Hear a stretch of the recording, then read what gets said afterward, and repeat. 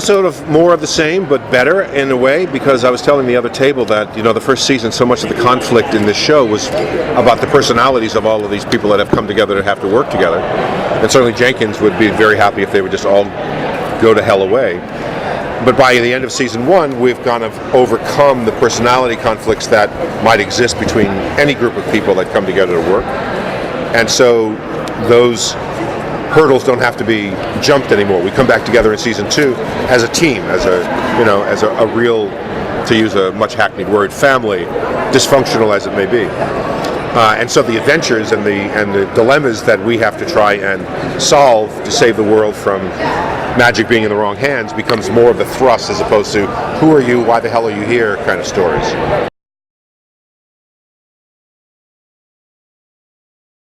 I think he becomes more amenable to them, and I think his affection for them becomes more evident as the season goes on. And he has a particular, I think, soft spot for all of them, individually and as a group. And he sees that their hearts are in the right place. And he still understands that he considers them neophytes still, I believe, but not amateurs any longer. And so he cares for them, and we see him go out of his way to try and help them and save them when he can. So yes, he loves them now, in his way. He can't love anybody too much. I just watched, not a great movie, but The Age of Adeline, I think it's called. How this person is, stopped aging at 29 and it's 80 years later. With somebody like Jenkins, and again, this is the kind of crap that an actor writes to themselves and doesn't share it very often.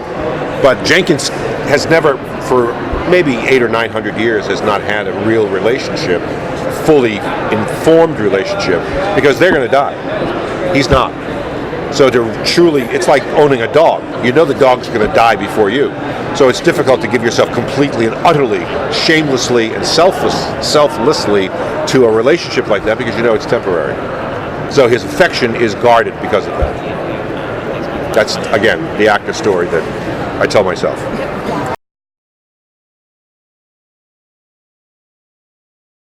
What our hope has always been is that we didn't want you to be in a situation where you missed 2 episodes and now you don't want to watch because you think, I'm too far behind and I'll wait till I catch up at some other point. We really want to make a show that you can tune in at any point and you're going to enjoy the show.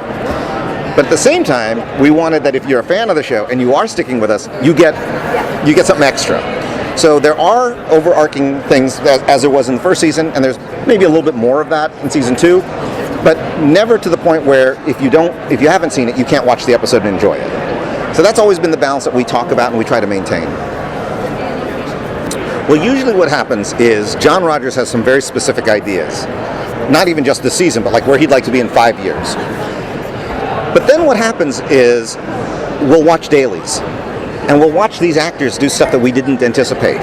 And very often someone will say something about a guy's father, and Christian Kings will make a little look, and John Rogers and I will go, what was that? There's something going on with him and his father. Oh, let's write that.